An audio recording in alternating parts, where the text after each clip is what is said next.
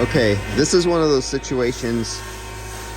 The customer brought the parts to this shop and had the shop put the parts on. Everything's from the junkyard. The receiver dryer's from the junkyard. That means it's been open to the atmosphere. The condenser is from the junkyard. That means it's from the been open to the atmosphere, and all the oil inside the system has been open to the atmosphere for a long time. So you see I'm down to 104 microns, but I have that's just inside my hoses. So let's attach the hoses. Let me screw it down, and now I'll attach it to the system. And what I noticed right away was I cannot pull the vacuum is like staying at a standstill. Now, if you watched a lot of my videos and you know about microns and everything, this is something you'll learn. So it's basically, I could get it with both the vacuum pumps moving right around this 1,000 mark, but it's barely pulling down. Usually with both vacuum pumps on, because the sensor is here, the slight restriction of the valves, I usually could pull down a lot faster than this. This is something, this is a feeling, this is an experience you just develop when you do hundreds and even thousands of vacuums, and you actually measure with a micron gauge. You can tell when a system has a ton of moisture in it. And this is one of those cars that, because everything came from a wrecking yard and it's been sitting for months open to the atmosphere, including the receiver dryer, that there's no way for you to remove this much moisture contamination out of the system through just simple vacuuming. If you really wanted to, you would have to at least change the receiver dryer and leave it on the vacuum pump 24 hours.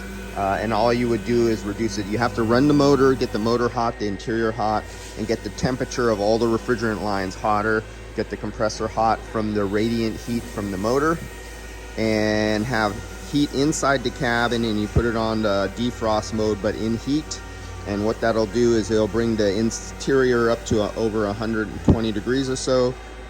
That will go over your evaporator while you have it in a deep vacuum and aid in moisture removal. But in this case, this one's having a real hard time. You guys, it's really cool knowing that many of you guys have already bought these gauges, and you're sometimes a little frustrating learning about microns first. But another thing I recommend, guys have been asking me, what vacuum pump should I get? You don't have, of course you don't have to get this. This is $3,000, but some of you are on a little bit of a economy thing.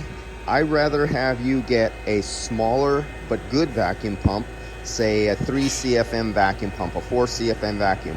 And that extra $150 that you save by getting a smaller vacuum pump, get a vacuum rated silicone large 3/4 inch hose going to your gauges, and you'll do a better vacuum using this hose than you would having a bigger pump, because it's your hoses that limit you to what you can do in vacuum. So get a smaller vacuum pump, but get this hose. True Tech Tools has the hose, True Tech Tools has the vacuum pumps.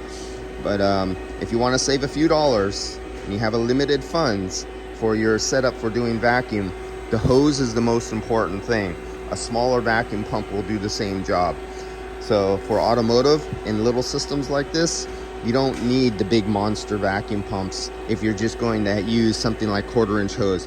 Trying to do vacuum through rubber hoses is the worst thing you could possibly do.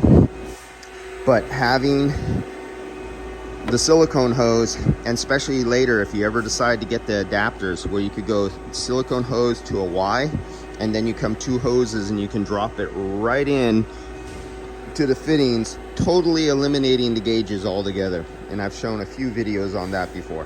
All right, I'll see you guys.